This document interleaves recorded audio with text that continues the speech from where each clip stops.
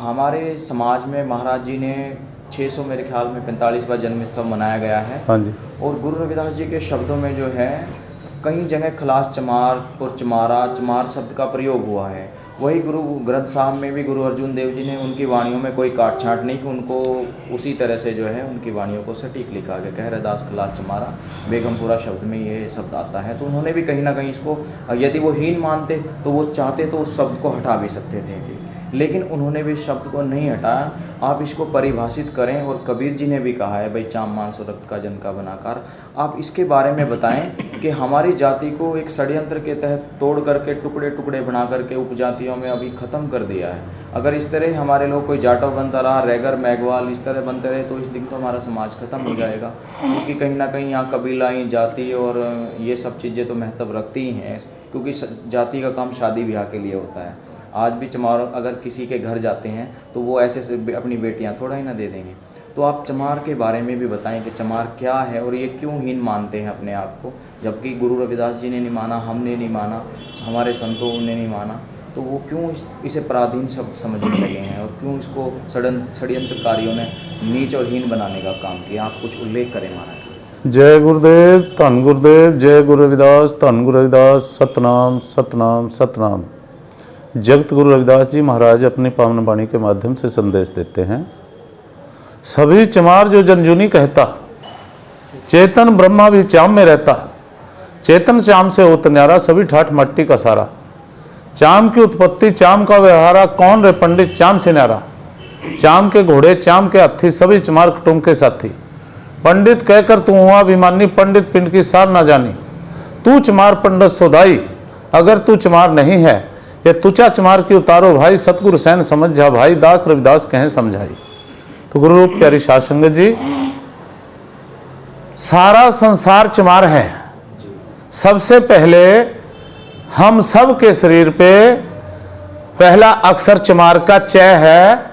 चमड़ा सब के शरीर पे है, चाहे कोई वनस्पति है, चाहे कोई पशु है, चाहे पक्षी है, चाहे इंसान है।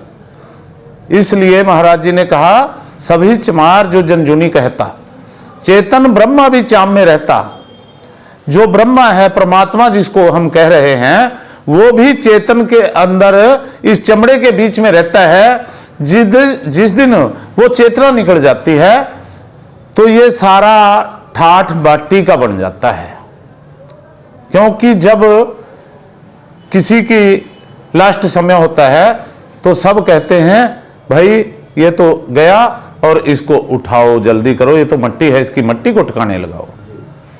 इसलिए जगत गुरु रविदास जी महाराज ने समुच्चे मानव समाज का भ्रम दूर करने के लिए कहा है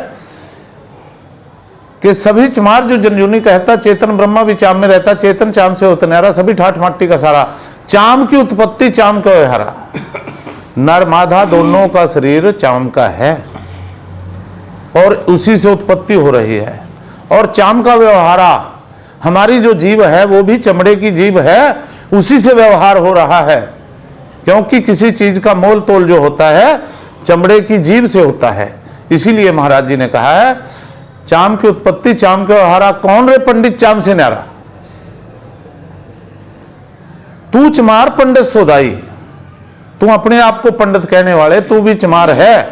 क्योंकि तेरे शरीर पे सबसे पहले ऊपर चमड़ा है, उसके नीचे मांस है, उसके नीचे हड्डियां हैं और उसके अंदर रक्त है। इन चार में से अगर हम आपकी खाल उतारेंगे तो आपको बहुत तकलीफ होगी, मांस निकालेंगे बहुत भी तकलीफ होगी, और अगर हड्डियां निकालेंगे तब भी बहुत तकलीफ होगी। रक्त एक ऐसी चीज है, एक सुई लगाओ एक नस में और सारा रक्त निकाल दो, फिर तू बता कौन है